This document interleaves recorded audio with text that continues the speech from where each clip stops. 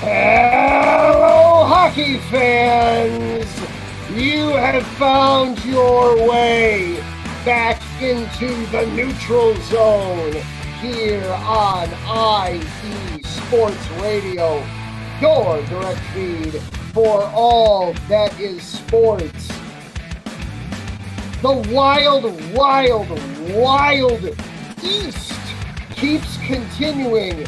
These might be the closest races we have ever seen. The Atlantic Division, 3 teams are tied for the division lead with 10 days to go in the regular season. Meanwhile, out west in the Pacific, nothing is clinched yet. Every seat is still up for grabs. Wild cards are going everywhere. This might be the most wild, chaotic, bizarre playoff chase we have ever seen. We'll break that down. We'll talk about it. We'll try to make as much sense out of the chaos as we can. Speaking of chaos, the New York Islanders, what is going on out there? Patrick Waugh is out. Peter DeBoer is in. The Islanders are still very much alive in the playoffs. What is behind this decision? We'll talk about that. We've got the Frozen Four coming up this weekend. Michigan won the men's basketball tournament. We'll follow that up and win the hockey as well, the number 1 overall seed. Or will Denver clinch a national title? How about North Dakota or Wisconsin? All that plus more coming up right now in the neutral zone. Let's go.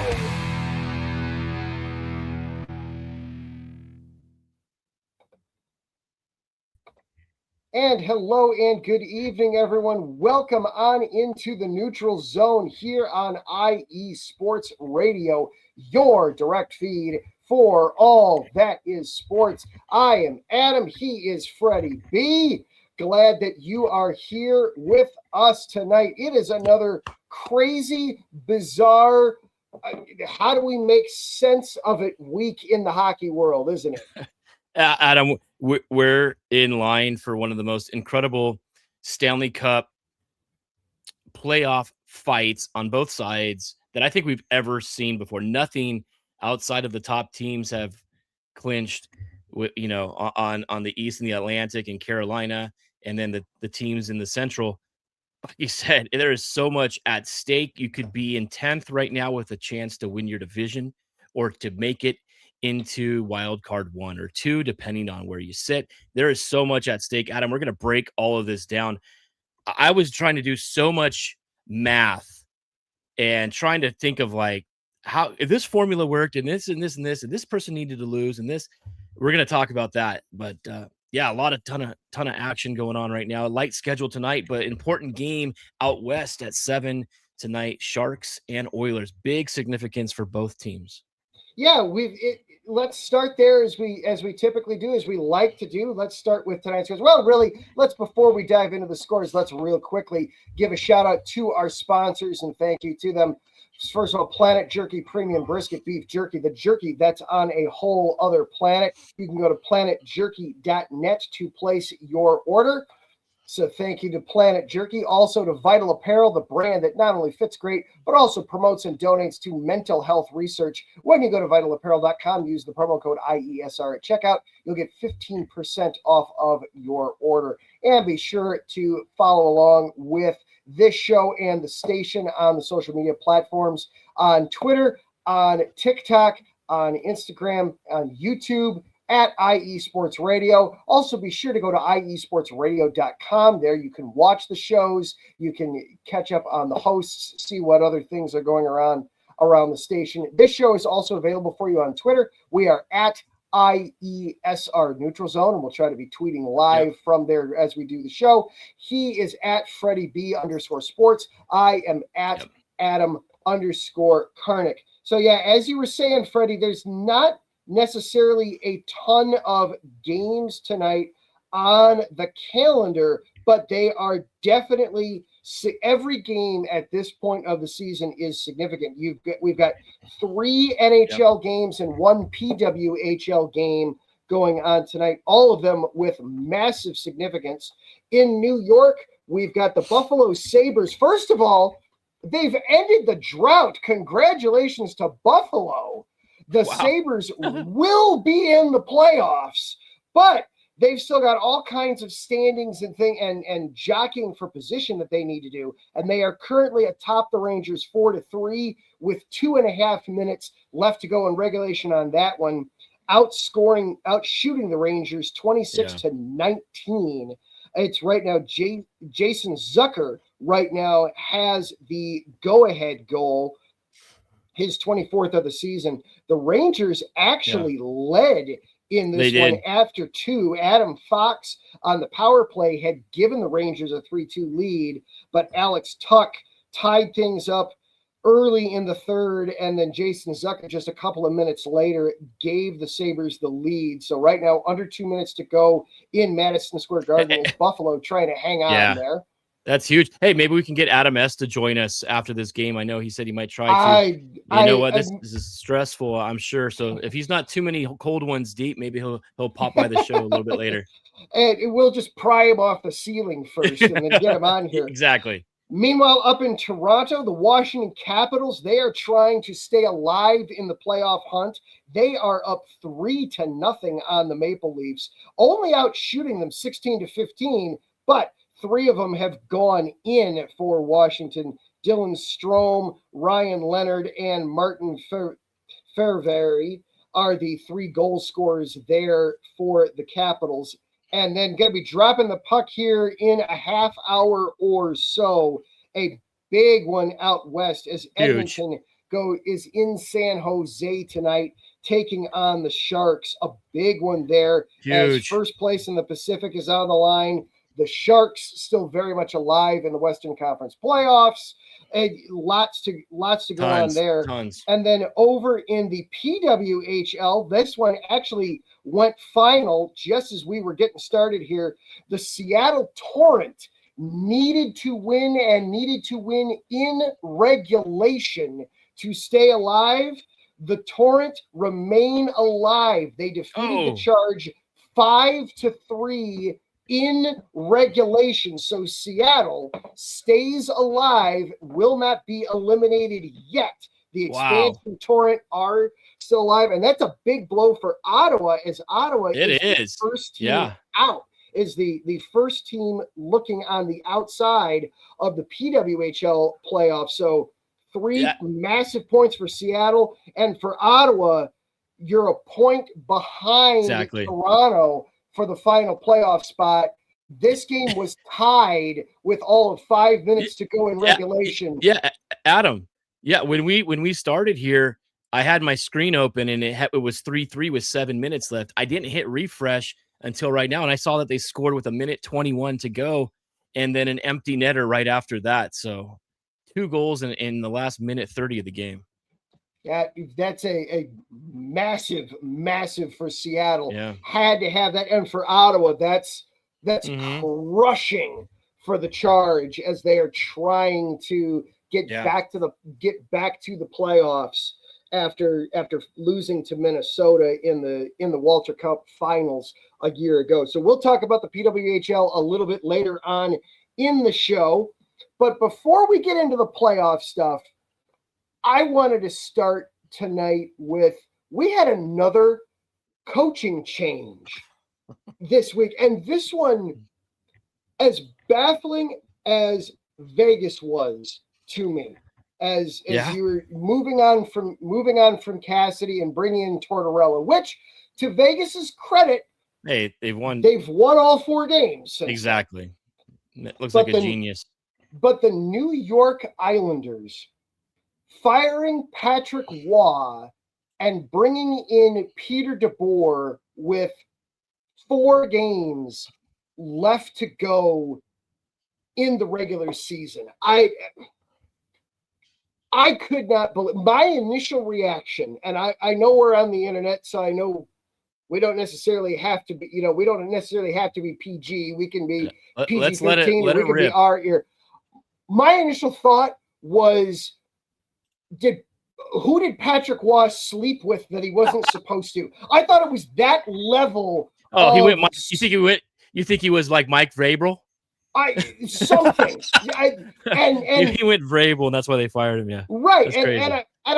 I'm not. I don't want to insinuate that anything did happen. It just that was what came to mind instantly. Was, oh my gosh, who died? Who slept with whom? What soap opera thing happened? Because you don't just fire your coach this late in the season when you're this close to the playoffs. It boggled my mind when I saw it. And I saw there were a lot of other hockey people, a lot of well more connected than I am people that had very similar reactions of holy cow, just holy bleep.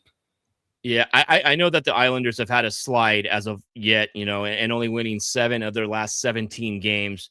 They were pretty comfortable in a playoff spot just a matter of weeks ago, and they had been on this slide. This came out of left field. I had no idea that they were going to do this, and then to hire Peter DeBoer of all people, that just pissed me off because I had said earlier in the season I thought that was the guy that the Kings were going to go with. They waited too long to fire Jim Hiller, and then I think they're going to screw themselves out of a good coach unless you get like Cassidy now. But yeah, I was totally shocked. But Matthew Darsh basically, said that something had to get done. The move had to be made. He just felt like the team just wasn't as sharp as they were, and they didn't want to end the season that way. And I don't know. I've never seen a coach in a playoff contending spot, get fired with 3 weeks to go. Definitely didn't think I would see a second coach getting fired, even with 5 or 4 games remaining. That's just crazy. I did not see that, Adam. Yeah. Now, trying to do some digging into it, we are getting a little bit more. The initial from the initial press conference that came afterwards, it sounded to me, reading the quotes and reading in on the Islanders general manager from Matthew Darsh's comments afterwards, to me it sounded like they were waving the flag on the season, that it was, we know we're not going to make the playoffs. And he specifically said that they didn't think that Peter DeBoer was going to get snatched up in the offseason, and they couldn't allow that to happen. That it was, this allows us to get Peter DeBoer now as opposed to risking losing him to some other team. So, Adam, that just says that the writing was on the wall for Waugh. He wasn't going to be back regardless next year, right? Because why would you do that? Had the Islanders, won 7 of their last 10 instead of losing 7 of their last 10, would we be having this conversation? Well, see, that part is confusing me because it's not like DeBoer just became available here in the last month, in the last 3 weeks, in the last 6 weeks. Peter DeBoer got fired almost a year ago. He's been available this whole time. Why now? Why, if you wanted Peter DeBoer, if you thought Peter DeBoer was a better option than Patrick Waugh, you have had almost an entire calendar year to make that. So to me, I don't think it is as simple as, oh, they just liked Peter DeBoer better than Patrick Waugh. Now, we do have some stuff here from David Panada. He's a New York Islanders insider on Daily Faceoff. I'm gonna quote him here. Go. It seemed like over the last couple of weeks, there were some tensions that were rising on Long Island with respect to Patrick Waugh and some of his players. So there were some things going on behind the scenes. It's going to be fascinating to see what those things were, because you made this decision so late. I mean, Peter DeBoer is a excellent head coach. I mean, should you wind up in a game 7, there is literally no other coach I'd rather have at this point. Should you wind up in a playoff game 7 situation, you've got to get to that situation though, and you're not there yet. You haven't clinched a playoff spot. The Islanders, as we come in here tonight, I'm pulling up the standings and making sure that I'm not wrong here with this. With these standings, they are 3 points out of a playoff spot with it doesn't look good. 4 games to go. They're still alive. They're still alive, but you've got 3 teams minimum that you have to jump. You've got to jump Detroit, which that feels like that ship is sinking, and it's just a matter of how quickly is it going to crash and burn. You've got Columbus. We'll talk about this in a little bit as we talk about our playoff thoughts, but Columbus still feels like that could happen. And you've got Ottawa, who is surging right now. Yeah, they also have Philadelphia, who's 3rd in the Metro, 92 points. So they could still, have a chance at finishing 3rd if Columbus doesn't do well at the end and Philly just falls off the map, which I don't see that happening. They're the hottest team, one of the hottest teams right now for sure. It doesn't look good for the Islanders. And I mean, this quote here by Darsh, it was, "By no means is this all on Patrick. Sometimes it's just circumstance that you need to change and a different voice. And that time was right now." And I don't know. That just means I think they threw the towel in, basically. That's really what it feels like. That's really what it feels like, that they made the decision that we are not going to make the playoffs. And so when that happens, we're going to move on from Patrick Waugh. We'd like to hire Peter DeBoer, so we may as well do it now. But okay, does this end the conversation now of Ilya Sorokin being a favorite to win the Vezina? If the Islanders don't even make the playoffs, I don't even think it's relevant. It is very, very. Oh, right? Yeah. I mean, then I think it's like Vasilevsky should win it. I mean, why? I mean, he does have lead the league in shutouts, but if your team doesn't end up going to the playoffs, I don't know if you could still get awarded. You're part of the collapse. And the way it collapsed so badly that you fired your head coach, it does. You can operate in a bubble, certainly. You can separate one thing from the other, but it's certainly it should absolutely factor into that decision of, does Sorokin get the Vezina trophy or do they look elsewhere? That absolutely, I think that ends that conversation. We'll see what all the voters think about that, but I'm just throwing that out there. I think all the hype about him winning it, I think you can throw that out the window. It would feel that way. It would feel that way. Oh, well, sorry. We're going to start hearing. We're going to start hearing from Adam S. here in any second, because the Sabres added an empty netter and won 5-3. So we're gonna start hearing from our absolute favorite Buffalo Sabre fan. That puts Buffalo back up, I think, ahead of Tampa Bay, right? Or are they? Yes, because there was there was a 3-way tie where you had Buffalo, Tampa, and Montreal all tied atop the Atlantic. Buffalo breaks the tie now, but Tampa and Montreal have a game in hand, so anything could still happen there in the Atlantic. Well, let's use that. Let's go ahead and guide that into our next conversation, shall we? This has got to be the most bizarre playoff chase that we have ever seen. We'll set the scene here for a moment. On the one hand, you have the Central Division.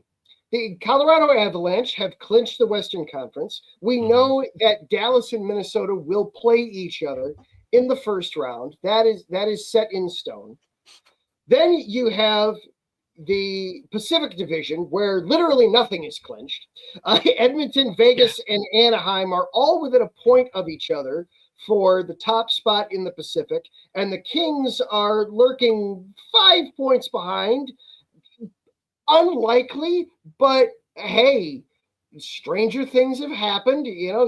We've seen bizarre things happen. I'm not willing to completely say the Kings cannot win the division, that it's impossible for the Kings to win the division. The Sharks are still lurking. That's what's crazy. I mean, you've got the Atlantic, where we just mentioned that, the 3 positions are clinched, but we have no idea who's sitting in what chair. We just know it's going to be some version of Buffalo, Tampa Bay, and Montreal. And then in the Metro, Carolina has clinched the Metro, but Pittsburgh and Philly are still duking it out for the final 2 spots. And the wild cards are, your guess is as good as mine. On the wild cards. Literally, basically name a team, and odds are there's some path for them to get in. There's I've got the strength of schedules of all the remaining games for all the teams as well. It's incredible, Adam. Like, let's just start off in the Eastern Conference in that Atlantic Division. One night it's Tampa, and one night Tampa just had a 4-point lead in that division and let that squander, and now they find themselves trailing to Buffalo. Buffalo can go ahead and win that division, and then there's nothing set in stone as to who they would even play as the 8th wild card team right now. There's like 5 other teams jumbled up, like you were saying. I mean, you just got to focus on winning your game every night, and then let the chips fall as they may. That's incredible. Montreal out of nowhere really put themselves, right up there with a chance to win the division as well, Adam. I mean, they're sitting there tied, and the only thing is regulation wins overtime regulation. They don't hold a tiebreaker over Tampa, and they're tied with Buffalo on the wins. Buffalo, just this win in regulation for Buffalo, okay, so that gives them 1 more. So as it would sit right now, yes, Tampa Bay owns the tiebreaker on Montreal. So as we sit right now up to the 2nd, Buffalo is atop the Atlantic, and they are in by 2 points. Yeah. Montreal would go to Tampa in the first round of the playoffs. That would be the first round. And both Tampa and Montreal have clinched a playoff berth at the very least. Now, Boston is still technically 6 points out. Yeah, they're still there. There's 6 points. They're alive. They have 3 games left. They would need to win out, and they would need either Tampa or Montreal to lose out in regulation. Yeah. And if it's Tampa cannot fall into the wild card. I'll put it that simply and succinctly. Tampa Bay cannot fall into the wild card because they would own the tiebreaker over Boston should they finish at the same points. And out of all those teams, Adam, Buffalo ranked 24th with the easiest strength of schedule. So they have games remaining with Dallas and Columbus. Both of those teams still fighting, but then you also have games with the Blackhawks and Rangers. So they have, I would say guaranteed 4 more points out of those 4 games, with possibly more. And then Tampa Bay, for example, they've got Montreal, Boston, and Detroit. And then they have their gimme with the Rangers. And then Montreal actually has the toughest road of all of those teams in the division, because they've got Carolina, Montreal, Columbus, and the Islanders, all teams fighting for playoff spots. So it's going to really come down. And that's just one speck of this playoff picture too, Adam. That's not even the wild card chase on either side or the Pacific Division title. Right. Yeah. That's the Atlantic Division, which we know it's going to be 3 teams, and Yeah. one of 3 teams, and it's such a jumbled up mess. Boston could sneak into the 3rd spot, bump Montreal down into the wild card. We'd see how that would play out. Pittsburgh over in the Metro, we have Carolina has clinched the division with a 10-point lead on Pittsburgh. But Pittsburgh and the Flyers, it feels to me like Pittsburgh's going to finish in the top 3. They need basically one more win at this point. As I'm looking at it, they need one win of any kind, and they'll finish in the top 3 in the Metro. Philly needs to just keep stacking points, just keep stacking points, because Ottawa's there breathing down their neck. Oh yeah. As that goes. Do we want to talk wild cards, or do you want to talk? What's simpler to talk about, the wild cards or the Pacific Division? I truly can't decide. I really hope this time next week, Adam, will be the second to last day of the regular season, that some of more of these spots have been solidified, because if not, we're going to have that same conversation. I don't even know right now. Like, let's just talk about the Kings, for example. Sure. Right now, well, going into last night, they were sitting in 8th place, and they were ahead of Nashville by a point and 2 points ahead of the Sharks. Sharks with a game in hand. Nashville's playing the Ducks. The Ducks, who are on a massive losing streak right now, have 84 points, and the Kings, sitting behind them. Like, okay, I would probably want the Ducks to win, because you don't want the team behind you in Nashville to win. Well, Nashville goes and wins, so they leapfrog the Kings there. But now the Kings have a game in hand on the Ducks, so they could still technically catch them if the Ducks keep falling. I mean, there's so many options at play. San Jose plays Edmonton tonight. This game is huge. If San Jose wins, they jump the Kings and Nashville. They slide into that 8th spot, and then that puts them only 5 points out of the division lead as well. Nothing is set yet. And then you could almost stick a fork in them, but Winnipeg technically still alive. The Pacific is crazy right now. Vegas is the hottest team. They were in 3rd last week. They've won 4 in a row now. They're making their way back up. They're catching fire at the right time. Granted, they've had 2 come from behind wins against Vancouver, but you got to beat the teams that you're scheduled to play against. So with you, whether you blow them out or you do have to come back, 2 points is huge. So you got to get that.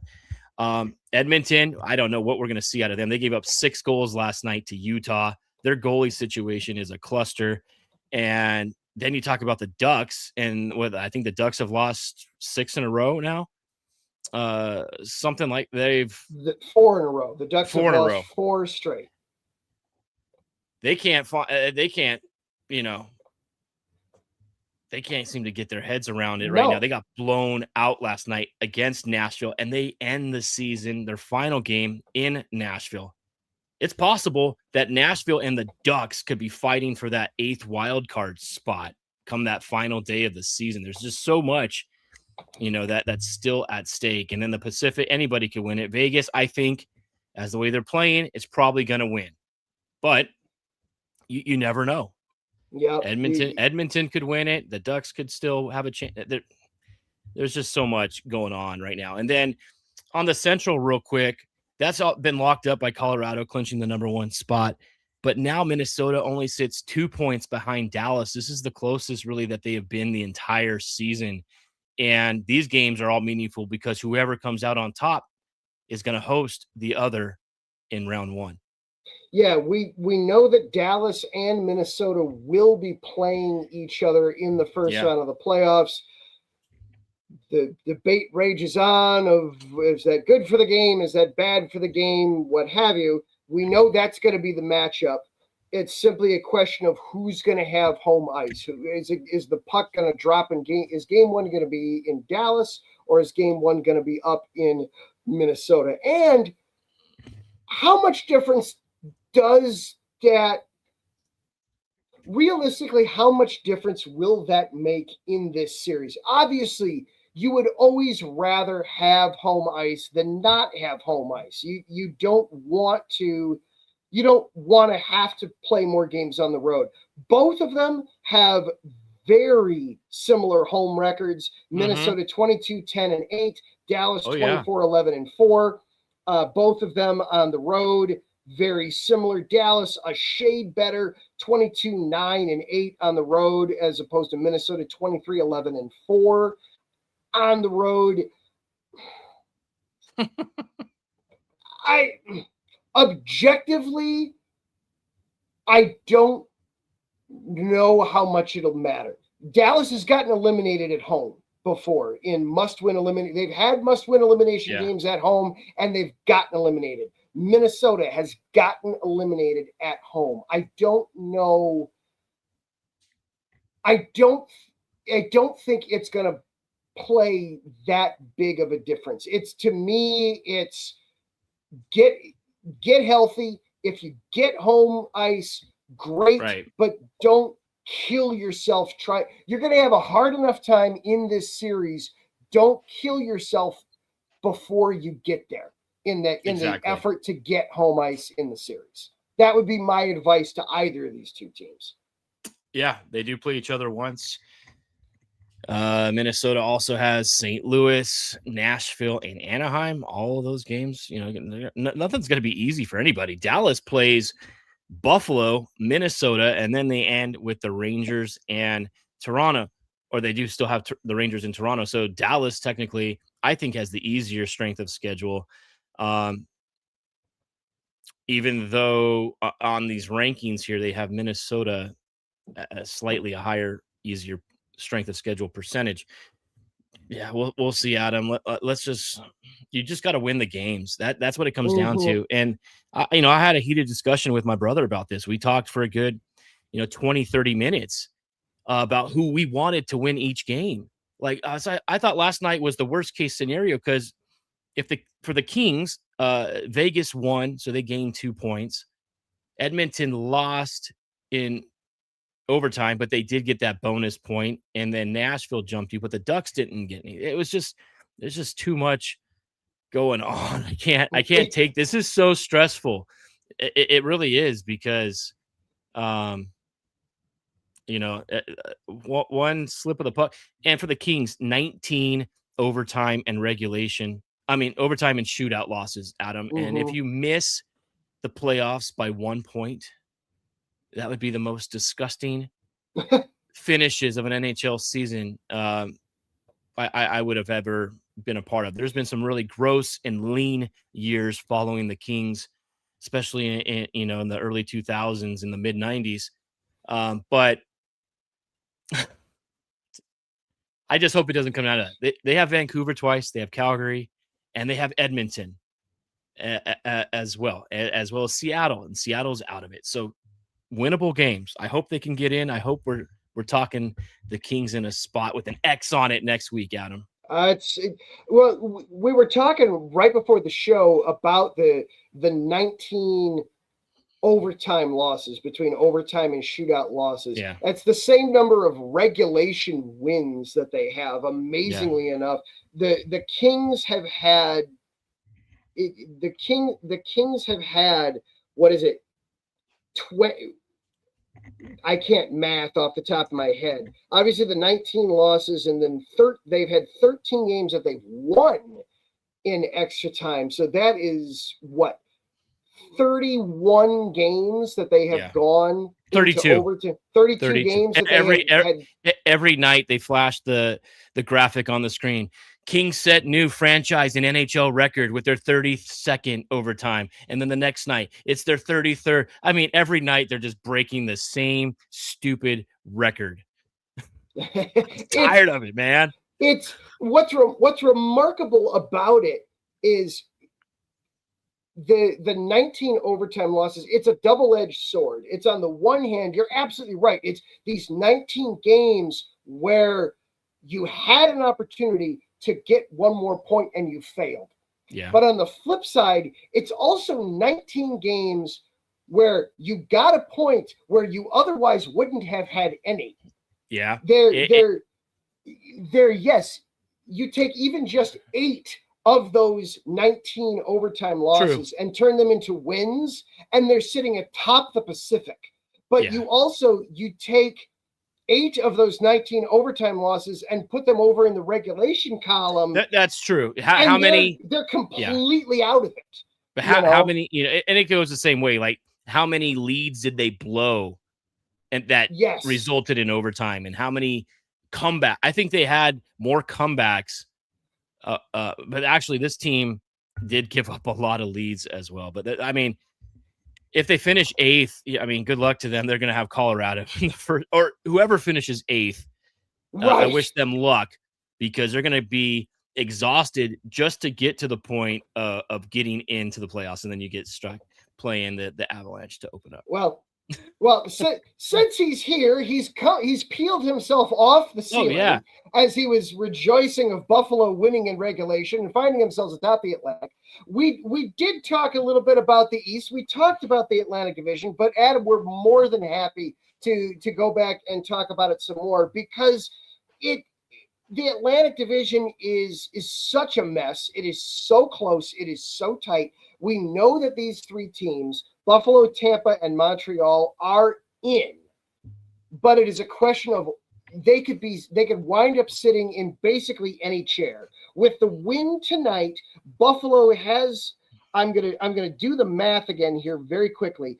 Buffalo has secured itself one of the top 2 spots in the Atlantic. Boston cannot jump Buffalo at this point, because Boston can only max out at 102 points. So Buffalo will finish in the top 2 in the division. So will the top 3 will very likely find themselves playing at home in the first round of the play. We'll finish top 3. They'll avoid a wild card spot at this point, but they could win the Atlantic. They could finish 2nd. They could finish 3rd. That's still possible. Tampa could win the division or fall into the wild card. Same with Montreal. Mm-hmm. Boston is sitting there in a wild card spot, but could move in to the top 3. They could jump Montreal. They couldn't jump Tampa. Tampa would own the tiebreaker on them, but it's possible you'd be having to go to potentially the 2nd tiebreaker, which that's the strength of schedule tiebreaker, right? And I know the first tiebreaker is regulation and overtime is non-shootout wins. That's correct. Row. What is the 2nd tiebreaker? Is it because Montreal and Boston, if they both finish with 102 points, if Montreal wins out and avoids the shootout, they would both finish with 42 regulation and overtime wins. I don't know. I'm gonna have to look that up to see exactly how that plays out. And tomorrow night you have Tampa and Montreal playing in that game. So as a Sabres fan, I think you don't want a 3-point game. You don't want both teams coming away with at least a point. And wouldn't it be crazy if Montreal wins in regulation and then they get right back into the picture? Tampa ends up finishing 3rd and Montreal wins this division. There's a chance that could happen. And I didn't see that.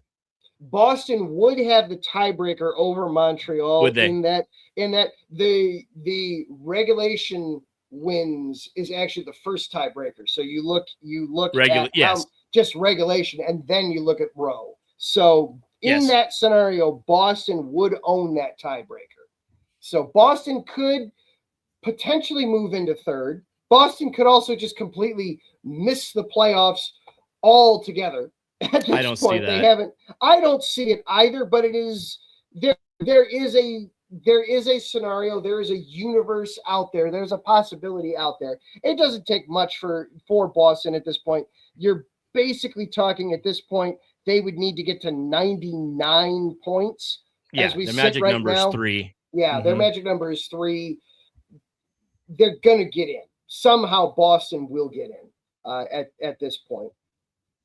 And then you've got Ottawa, which is kind of the same deal over there in the Metro, where all right, currently we're at the bottom wild card spot, but we're also breathing down Philadelphia's neck, and have that possibility there. The Columbus is not out of this thing by any stretch of anybody's imagination. It's everywhere. It's safe. I've been on Columbus. I've been rooting hard for them all year, but I think they have the hardest route to get there. Their 4 remaining games are Buffalo, Montreal, and Boston. Their easiest opponent of their 4 games is Washington, and Washington's still there too. So no easy games for Columbus the rest of the way. I think for them, and then maybe Detroit with another collapse. We've seen it. We saw it last year. We're seeing it again. Absolute collapse for the Red Wings. And I thought they were up there solidly. And they're just running out of gas. Dylan Larkin, I think, just said, they're just running out of gas. They got to take it to another level because I was up on them. They had such a good start to the season, and it's just fading. And you got to get hot. 4 games left. Yeah, you do. Adam bringing up in the chat room that the Blue Jackets are going to be very desperate coming into Buffalo tomorrow night. But Buffalo also, you win back-to-backs here. You're Buffalo. You punch a ticket into one of the top 2 spots in your division, and you really take things off. So, yes, you have a desperate team with nothing to lose coming in, but I feel like Buffalo is focused enough that I'm not worried about them. I feel like I would not be surprised at all that Buffalo wins that game. You've got to be focused, but Buffalo will be focused. I think so. Yep. I hope everybody caught on to that. We didn't break down any percentages or bust out the abacus to see playoff odds or anything like that. But you haven't been paying attention to everything I'm doing behind the curtain. Man, there's so much. I just hope next week that we still have a fight and a little bit more is cleared up, because Thursday of next week is the final day of the regular season. Yeah, it's you've got effectively a week left to go. We've got next week Thursday is it. 6 games on the docket next week Thursday to finish out the regular season, and just so much still in play. I'm gonna the poker player in me is gonna come out. Sometimes all you need is a chip and a chair at the table. Yeah. And you're still alive. You can still you can still do it. Nothing is impossible yet. I mean, look at that Pacific Celebrini division. look at the Sharks just took the lead in this game 1-0. Celebrini, another goal, his 42nd of the year. Oh, Adam, we wanted to talk about on awards. The power play. We're going to talk about awards on next week's show. But end of discussion. If San Jose gets into the playoffs, which right now they're rolling, they're hot, Macklin Celebrini walks away as the MVP of the league and wins the Hart Trophy. There's no doubt about that. We'll break it all down. But I think without him, they're 40 to 50 points shy of where they're at right now, to be honest with you. Yeah. If they don't have him on their team this year, we're not talking about the Sharks as a potential playoff team, potential division winning team. They still have a chance at that. But I think if they get in, you have to give him the award as the MVP. We'll talk about it. I don't disagree. I do not disagree with you on that. He would be an incredibly popular choice. He would be an incredibly popular candidate for it, and very deserving. 42 goals on the season. That's a massive season. And the kid's only 19. I know. That's what it is. He's 19. He's 19. That's just young. We will talk more about that next week, as effectively we'll be done. We'll have a very clean picture, a very clean idea of where everybody should be at that. before we dive into your power rankings, we do have a couple of other notes and figures we want to get through real quick. Then we'll get into your power rankings here Sure. on the NHL here. Let's start the Pittsburgh Penguins. They are going to be in the playoffs almost certainly. They haven't clinched. It's not set in stone. We could have, I don't know, the world could end tomorrow, I suppose, and therefore they wouldn't make it. But it really feels like Pittsburgh is in. But as we sit here, chalk it. Yeah, I'm very comfortable putting it. And Sidney Crosby, 21 seasons in the NHL, he's averaged a point a night. Yeah. Wow. Becoming the first player in the NHL to do that for 21 seasons. That's remarkable. This year of all years, it's been like incredible for him. He stayed healthy. That's part of it. He takes great care of his body. Unfortunately, he's had some injuries that have kept him out over the past few seasons, but this year he's been healthy pretty much the entire time, other than that little, that leg incident that he suffered at the Olympics. Everybody else on Pittsburgh as well has done fantastic, but Crosby, 21 straight seasons of at least 82 points. That is remarkable achievement. They've got Washington coming up here this weekend. Yeah. They do a home and home series with Washington. Yeah. That's must see television, right? That's you're watching. Even more so that both teams are in the playoff hunt. Mm-hmm. But now Alexander Ovechkin coming out and saying he's going to take this off season to consider whether or not he's going to return playing, taking into consideration his health and just where he is, mentally. There's a good possibility Ovi doesn't return next year. We just talked about this last week, Adam, when he hit the 1,000 point mark. Like, is Ovi going to be coming back and have a celebration tour, a final send off tour? If he retires at the end of the season, it's going to be a shame that he didn't go out that way. But obviously, the choice is his. Yeah, the choice is his, and I respect him for taking the time. And hey, this is an important thing. I want to mull it over. I don't want to rush into anything. I did see one Russian to anything. I like that. Yeah. I didn't even. Wow. I didn't even.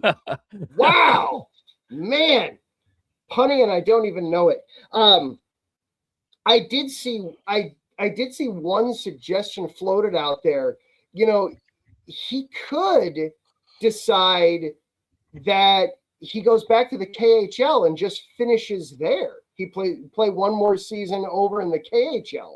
Oh, yeah, he can. He can, definitely. I mean, Jaromir Jagr's still playing over there at his age. I think he's like 55 years old. He, he just never stopped playing. These guys, they're players for life. But if Obi does come back for one final season, I think the NHL has got it.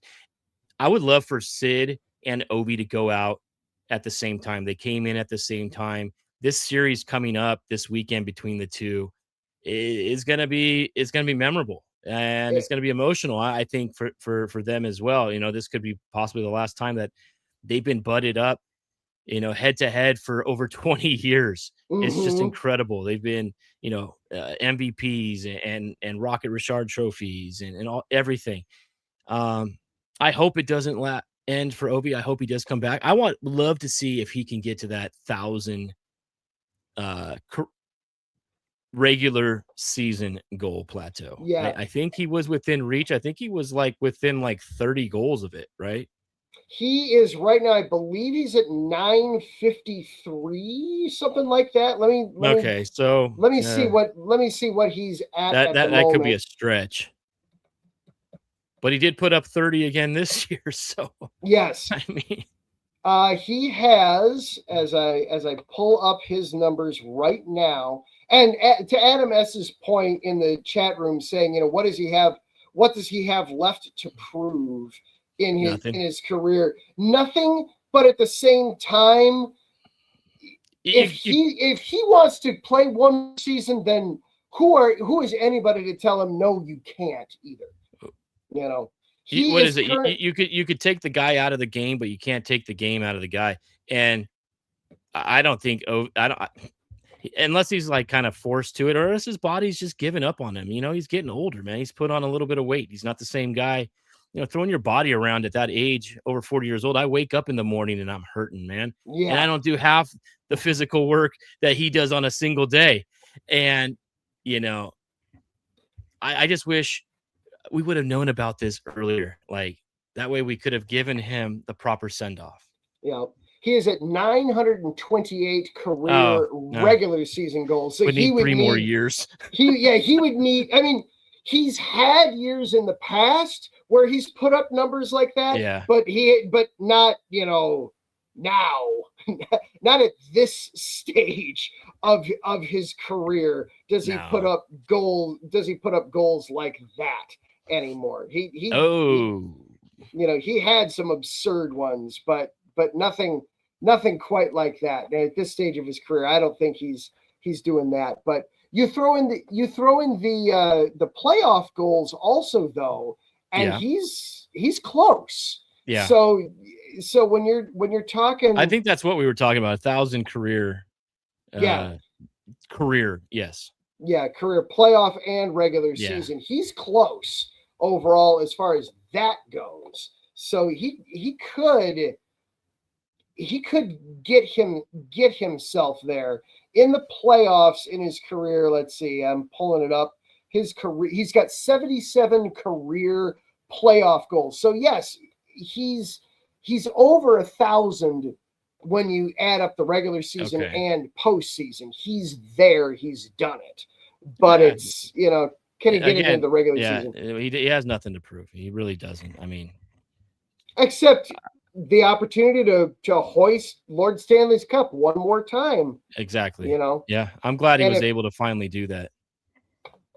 You know? Yeah. And Adam, thank you for being the mathematician, as I was trying to do it in the back of my head real quick there. Thank you. It's 1,005. There you go. Is nice. Where he's at. So he has hit it, 1,005 overall. Adam S. working behind the scenes today, is co-producing the show. Thank you, Adam. And to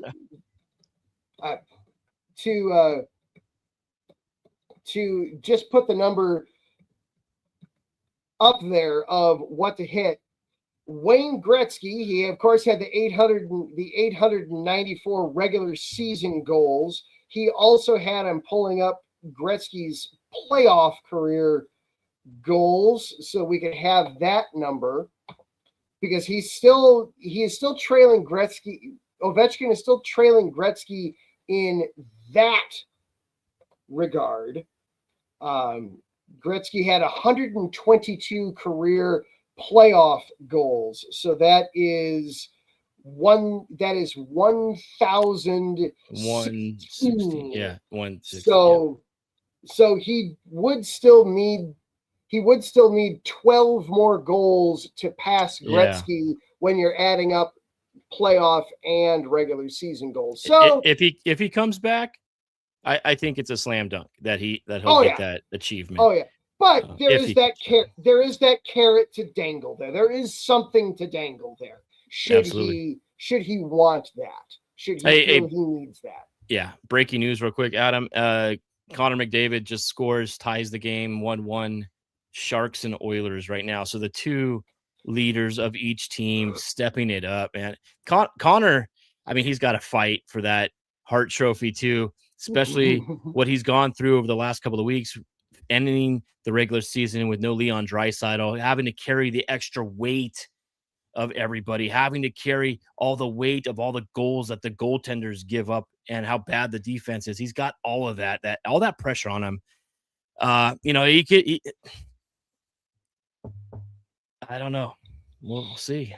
Hey, we'll keep. He's just so good. He's just so good.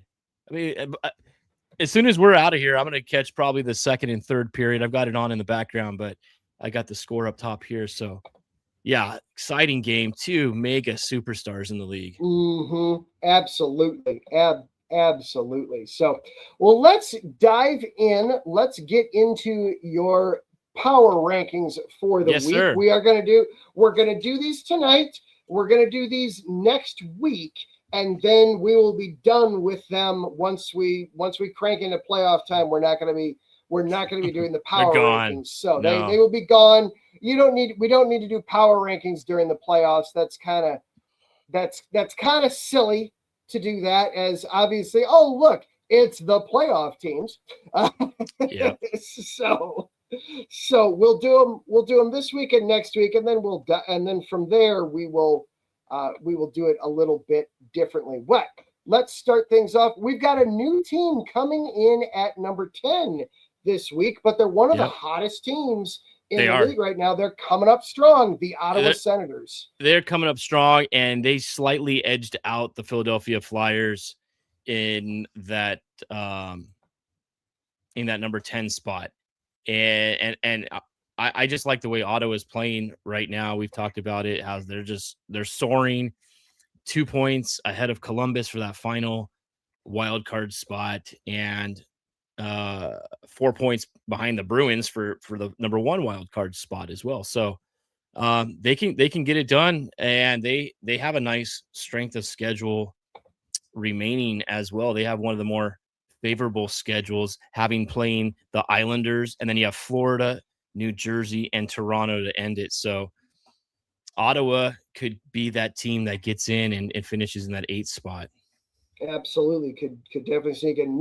Coming in at number 9, this is a team that we both feel is in. They're not officially in yet. They still have not secured a playoff spot, but their magic number has got to be just ridiculously low at this point. It's the Pittsburgh Penguins. Yeah, Pittsburgh still, they're going to 2 more wins and they're going to hit 100 points, 30 points more than they had last year. And what makes Pittsburgh dangerous, I think, is just this veteran group. It's probably going to be the last time we see all of these guys together as well, with Letang and Carlson and Crosby and Malkin. There's a good chance this is it. And I don't think these guys want to go out without a fight. So Pittsburgh, you got Jeff Skinner in net. You don't have the cream of the crop as far as goaltending goes, but I like their chances. They may be a first round exit, but congrats to them for getting into the playoffs this year. Yeah, absolutely. Them and Boston. To them and to Boston. Yes, we're going to be both talking teams about them in a little bit too. They were both dead last, last year, and then they're both going to make the playoffs this year. It's incredible turnarounds. Some excellent turnarounds. Yep. Coming in at number 8, we've talked about them a little bit already. Just part of the chaos out in the Pacific Division, the Las Vegas Golden Knights. They fired Bruce Cassidy. They brought in John Tortorella. They've gotten 8 points in 4 games. What the hell do I know? Apparently nothing. Yeah, and in that time, Adam, they went from 3rd in the Pacific to leading the division now, and tied with Edmonton for the top in the division. But yeah, they were straddling the line of whether or not they were even going to get in, and now I think they are 4 wins in a row. We'll see if they can keep it up. They have a couple of tough games as well. All these teams have really tough games.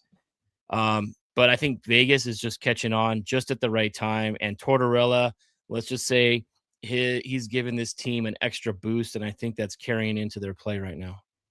You want to be playing your best hockey when got to make the coach look good.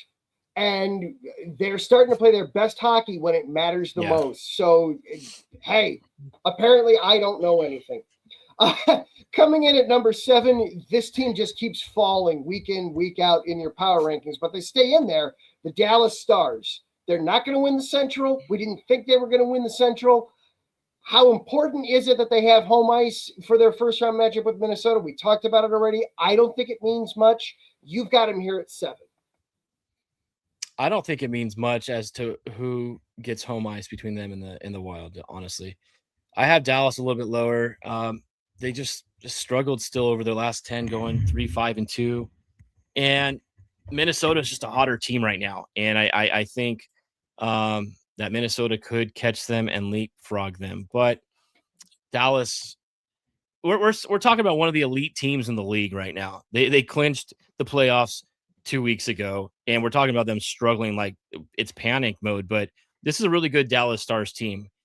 I don't want to be playing against them at all. I think they're dangerous. I think they can take it to, if they can get past Minnesota, I think they can take it to Colorado, to be honest with you, Adam. And I can't wait for that to happen. So Stars coming in at 7. It's their lowest that we've had them all year, but that doesn't mean they're not a top team. Yeah. Coming in at number 6, this is a team that has been rising and climbing a lot. They're now coming in number 6 on your rankings. The Montreal Canadiens, look out. Yeah. Coming into tonight, they were part of that 3-way tie atop the Atlantic. And Cole Caulfield is 1 goal away from hitting 50 goals for the Canadiens, which is incredible. And Sam Monson, no, Jakob Dobesh. I'm sorry. I was throwing the wrong goalie out there. Yeah, he's still carrying this team. Lane Hudson having a fantastic season. Ivan Demidov. If it wasn't for Matthew Schaefer, I think we'd be talking Ivan Demidov for Calder for Rookie of the Year, right? Yeah. I mean, he's got a strong case as well that he is deserving of that. And he's part of this resurgence we've seen in Montreal. Tough team to play against. I think they're probably going to end up finishing 3rd in the Atlantic and get probably Tampa Bay. I agree. That's what it feels. A Martin, like... St. Louis, Tampa Bay reunion. Ooh! I like that. I like that. Well, we were talking earlier about the importance of the playoffs on postseason awards. If the Islanders don't make the playoffs in Montreal, does maybe you have a conversation there with the Calder? I really feel like it's going to be Schaefer, though. If you based it on points, Ivan Demidov's leading all rookies in points as well. Yeah, with 93. I'm sorry, with 61. Matthew Schaefer, though, 58 points. He is a defenseman, putting up record-setting numbers at a defenseman at his age as well. So, yeah. Matthew Schaefer, I think, is still deserving. Yeah, the number one overall pick will give you a lot of cachet towards that too. But yeah, to your point, it's not a runaway. It's not a runaway. Number 5, the Minnesota Wild. They currently are behind Dallas, but they'll play Dallas, so they could flip themselves into having home ice for that spot. They're still, you cannot overlook them. Not at all. They're winners of 4 straight. A team that is getting hot. I think they're finally hitting their peak at just the right time too, Adam. They've got great goaltending, as does Dallas. As does Colorado. All 3 of those teams have had fantastic goaltending all year. Really makes a huge difference. But yeah, they're scoring goals at a high clip again. 4 against Ottawa, then they put up 2 5 spots in a row. Big game coming up tomorrow against Dallas. In Dallas. Man, Dallas, you talk about having a week. They've got Minnesota and Buffalo, I think, back-to-back games at home in the next couple of days. That's some good hockey. Some very good hockey there. Coming in at number 4, do not overlook them, the Tampa Bay Lightning. Do not overlook the Lightning. They could still very much win the Atlantic.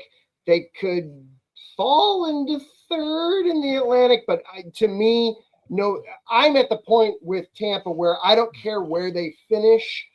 Mm-hmm. I think they're making it at least to the conference finals. Yeah, it's hard to not say that they can. I think they're the most veteran-led team with playoff experience. Obviously, Carolina has got a lot of guys that have had that playoff experience as well, but Tampa Bay and John Cooper kind of just know what it's like. I don't know if you can use that as a measuring stick or not, because Buffalo really has a lot of younger guys, not as much Stanley Cup playoff experience. I don't know if you could throw those factors out the window or not, but if I was to give an edge in the playoffs, I'd probably lean more towards Tampa Bay. But in the power rankings, I have Buffalo ahead of Tampa Bay. And let's talk about that. As they won tonight. They are number 3 in your power rankings. And Adam S. brings up, if the Sabres win the Atlantic and Lindy doesn't win Coach of the Year, I don't think that's possible. I Uh, I would say at this point, if the Sabres win, I feel like Lindy's probably sewn up Coach of the Year already. yeah, But yeah, I think so. if they win that division, I can't think of any other coach. I would have said Quenneville in Anaheim, but the Ducks have just launched themselves off a cliff over the Yeah, last month and a half. What's they going have. on in Buffalo is phenomenal. There's a team There's in. a team in Western New York that begs the Oh, difference. As we're talking about yeah. Tampa making the Oh, Western yeah, yeah, Conference yeah. Final. Yeah. No. I trust me. If I could pick a team to go, I would rather see Buffalo. I would love to see them and go. Oh, But it'd be so much fun. if you're just asking me who I statistically you just think is the better team, I would probably lean towards Tampa. But they're both good, and Buffalo seems to have gotten the better edge over Tampa this year. If those two teams meet in the second round of these playoffs, it's going to be a bloodbath. I mean, we're going to have multiple overtimes. We're going to have a ton of goals scored. We're going to have tons of penalties. That's going to be a tremendous series to see. And I hope this all plays out for us because we've had such a great year. I think the playoffs are just going to be even that much better, Adam. There's going to be a lot to go over with that. And Mm-hmm. we'll save that as we get into the playoffs. I've got a lot of thoughts on that, but we'll save some of that. Suffice to say that there is an argument to be made that sometimes not knowing what you don't know can be helpful to you sometimes. Number two, this team has been up here a ton. They are still my favorite to ultimately come out of the East, the Carolina Hurricanes. Yeah, Carolina's chugging still. Yeah, they locked up their division, 106 points. Just solid, Adam. An outstanding home record, 29-10-2. It's going to be tough to go in there and beat them. And if the playoffs were to start right now, they're going to be hosting Boston in the first round. No, I'm sorry. They're going to be they would be hosting Ottawa. Sorry, they're going to be the number one team. It looks like sitting 2 points ahead of Buffalo with 106. Buffalo has 104. So as we sit there, though, the biggest question, though, could Rod Brind'Amour deliver this year and take this team beyond and get them back to the Stanley Cup final? Well, and what version of Freddie Anderson are you getting to? That's the never-ending, unanswerable question as you get into the playoffs: is who will Freddie Anderson be in the playoffs? Yep. Will he be the guy that is going to make 35 to 40 stops in a game, or is he going to be the guy that lets in 4 goals on 19 shots? You don't know. They just hop on the bus and ride the bus the rest of the way if that's the case. Exactly. And then finally, the number one spot, they have been there all year. It does feel like they're tapering a little bit, but it's a long season. There's still no way I'd want to face them in any kind of a playoff scenario. It's the Colorado Avalanche. Yeah, 7-3 over their last 10. Really no tapering for them. I mean, they've had a stretch. I mean, the game last Wednesday after we were on the air as that game was going on, that 8-6 loss to the Canucks was just a crazy game. Then they go and they do, business as usual, shut out Dallas 2-0. But then they split a series with St. Louis. I just think that Colorado wants to get through the remainder of their last 5 games. I have 6 games left. Healthy, because they've been the number one team all year. I don't think anything's going to stop them from being the number one team other than being healthy. Yeah. How important is it in your eyes that they win the President's Trophy? I mean, if you get to this, you want to host the Stanley Cup. You want to be the home team, obviously, because you do get that extra game. You got that extra fan support. I don't know if that makes a huge difference, but I think it has a lot to play with it. Colorado's a tough building. Ball Arena is a tough place to go in and win games. And obviously, yeah, you want to finish. It's nice to win the President's Trophy, Adam, but it's nicer if you can also win the Stanley Cup. And we've seen over the past couple of seasons that the team who's won the President's Trophy their playoff runs didn't go so well. Mm-hmm. So I think for Colorado, it's going to be they should get a solid, somewhat 5 or 6 game series matchup in the first round, and then you get Dallas or Minnesota in the second round. Yeah, and Brett Burns got to the 1,000 game mark, and he'll be breaking the all-time games played mark the beginning of next season if he comes back around. All right. So there you have it, the Freddie B's penultimate, to use the fancy college word, the penultimate power rankings: Ottawa, Pittsburgh, Vegas, Dallas, Montreal, Minnesota, Tampa Bay, Buffalo, Carolina, and Colorado. As always, if you have debates or questions or concerns about it, be sure to hit him up at Freddie B_sports on Twitter, and you can go back and forth with it. Have some fun that way. Hit us up. We're gonna Adam. We're gonna do a big show coming up here. I want to put something together where we can get a lot of people here at IE Sports Radio. And if you are out there and you want to talk playoff hockey, I would like to do maybe like a little bullpen, round table as we get set and do a little preview. So if you want to join us, drop us a line. We'll tell you how to get in touch with us.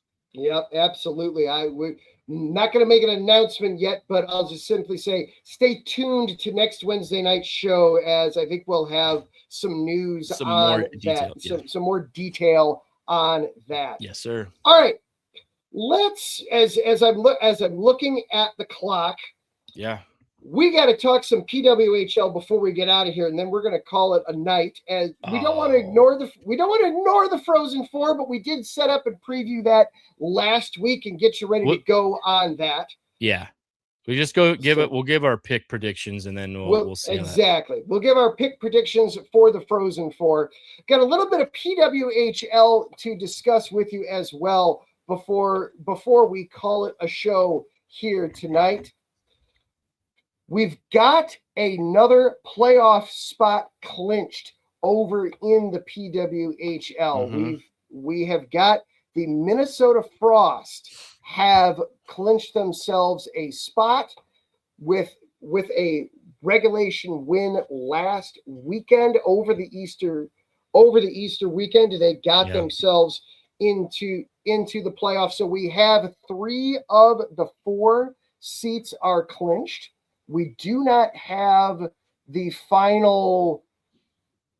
We don't have the order yet. It is still possible that Minnesota, they have 5 games left to play, so they have a game in hand on Montreal. Montreal at this point has 55 points. The Victoire are sitting atop the PWHL. They would be the number 1 overall seed. They would get to pick their first round opponent if things were to hold for them. But only 1 point behind them is the Boston Fleet. They've got 54 points, and they've got a game in hand on Montreal. So very much we could see Boston jump into that number 1 spot. For the Frost, they've got a game in hand on Montreal. They could top out at this point at 61 points. So it's possible it's there for them. At the same time, if Montreal wins 2 more games in regulation, then they would just need to make it to overtime in one of the other 2 games. And that would be enough to keep Minnesota out of the number 1 overall spot. And Boston, and essentially it's that same scenario there for Boston to guarantee itself a top 2 spot there. So the Frost are in, but it's very likely that they're going to be opening on the road, and they'll have to wait and see who their opponent is, whether or not they get chosen as the to face the number 1 overall seed or not. The 4th spot, though, that is very, very much still up for grabs and up in the air at this point.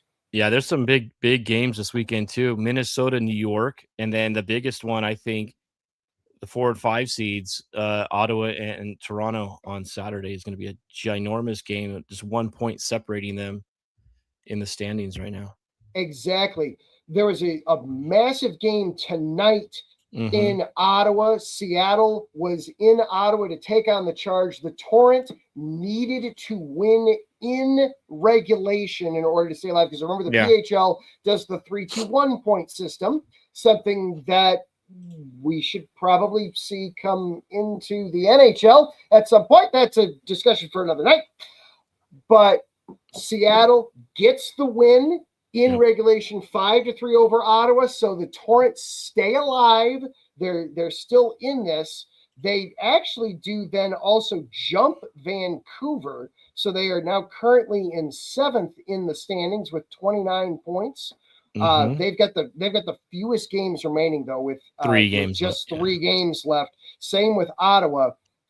This was a massive blown opportunity, as they now are still a point behind Toronto and would be the first team out in the playoffs. So yeah, this weekend, Toronto versus Ottawa, that's a huge game. Ottawa, it's a must win, and a must win in regulation for Ottawa, because not only do the Charge are the Charge still sitting a point behind at this point. Toronto has at this point 2 games in hand on the Charge. So a loss for Toronto isn't the end of the world for it. Kind of opens the door for the other teams, but if the Toronto was to win, that almost they're one step closer to getting in that spot. We're talking about a Toronto team, Adam, that's only scored 47 goals this year. They're the lowest scoring team in the PWHL, a negative 16 goal differential. But they're still getting it done. And these games coming down the stretch are going to be huge. All of these teams still have a chance. Nobody is eliminated yet, although Vancouver and Seattle will probably be out. I would say maybe by the end of this weekend, if not the middle of next week. Yeah, a good chance. The PWHL season, they still have 2.5 weeks yet to go in their regular season. Their regular season doesn't wrap up. 2 games a week. Their regular season doesn't wrap up until Saturday the 25th. So we've still got a lot of time left, as all the teams are still alive there in the PWHL. But it is looking like it's going to be coming to a head here, probably for Seattle and Vancouver. New York is the only team of the original 6. New York is the only one that has never made it to the PWHL playoffs. They're still alive. They're 3 points back of Toronto. They've got the same number of games left on their schedule yet to play. So the Sirens, they're still in it. They're still alive. We could see what could happen potentially for them there. But they're still, they got to jump a couple of teams. They got to jump a couple of teams there if they want to make their first ever postseason appearance. So 3 of the 4 spots are claimed, and it's going to come down to the wire for that final spot. Just reminiscent of what's going on in the men's league. Absolutely. And then we'll wrap things up as we get ready to close up here tonight on this week's edition of the Neutral Zone here on IE Sports Radio. Here, let's just we'll pick a nice blue color for talking about this. There we go. Perfect. I like it. We've got the men's Frozen Four. We previewed the games last week. Obviously, nothing has changed with the matchups there as we're getting set. I do like, though, that for the University of Michigan, this is a chance to not only, as their men's basketball team won the national title on Monday night, they could now add a men's hockey championship to the trophy room. But we've got number 1 Michigan going up against Denver, and we've got number 2 North Dakota taking on Wisconsin. Both of these games are tomorrow. Both of them are available on the Four Letter Network. Make your predictions. Who do you see winning tomorrow? And then Saturday afternoon or early evening will be the title game on Saturday. These games happening out in Las Vegas. Freddie B, give us your predictions. There's so many great players on all these teams. I mean, we're going to get to see Michael Hage, and we're going to see Eric Polkamp, one for Michigan, one for Denver. They're both Hobie Baker finalists. That's going to be an outstanding game.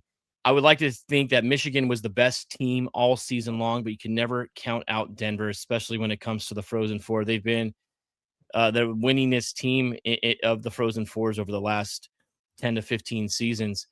And I like Denver, but I'm going to pull and go with Michigan to win this game. In the other game, I think I've got to ride the hot goaltending and defense of North Dakota. I think they're going to get past Wisconsin. And then I think Michigan is going to beat North Dakota in the championship game.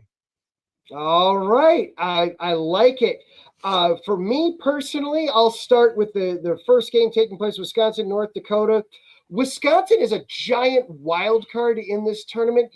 They weren't a team that was necessarily thought would make it this far. They came back against Michigan State in an epic game to win their regional last week. Yeah. I can't tell you why, numbers-wise, North Dakota should beat them, but I'm going to actually take the Badgers in this one. I like the Wisconsin team to pull off the upset. Yeah. And then Michigan, I just like the Wolverines to beat Denver. The Pioneers are great.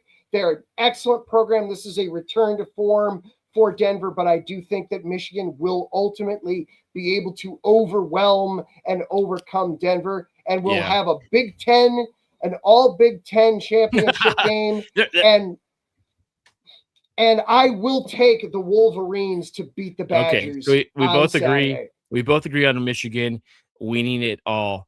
And there's so many NHL prospects that you can watch on these teams. At least 5 legitimate prospects on every roster here, and guys that you could see in your organization as soon as next season. So, I want to see Quinn Finley go out there and go against Cole Reshney of North Dakota. That's a great matchup. We got great goaltending matchup in that Michigan game as well with Jack Ivankovic and Johnny Hicks for Denver. 2 good goalies there. So many prospects.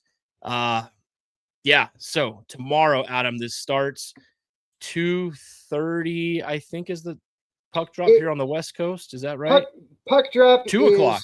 Is 2 o'clock in the West, 5 o'clock in the East, and then it'll be 8:30 in the East or 5:30 out West.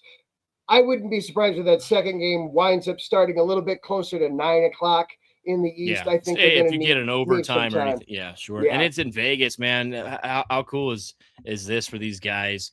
Playing in Vegas, hey, they're the center of it all this weekend. So show up, and I hope we have a good Frozen Four. I will tune into those games tomorrow, and we'll recap on next week's show who the champion is. Absolutely. We will give a recap of the entire Frozen Four and celebrate the 2026 National Championship in men's hockey.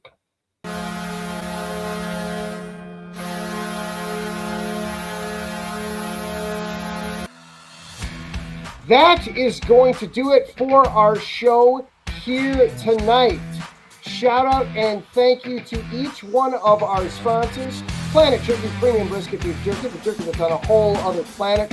Go to their website, planetjerky.net, to place your order.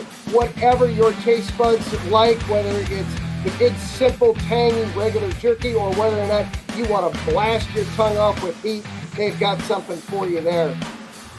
Also, check out Vital Apparel, the brand that not only fits great, but also promotes and donates to mental health research.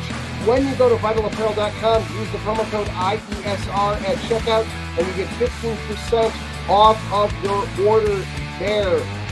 Be sure to follow along with IE Sports Radio on Twitter, on TikTok, and YouTube at IE Sports Radio. And be sure to check out the website, iesportsradio.com. You can also follow along with this show on Twitter. We are at IESR Neutral Zone. He is at Freddie_sports.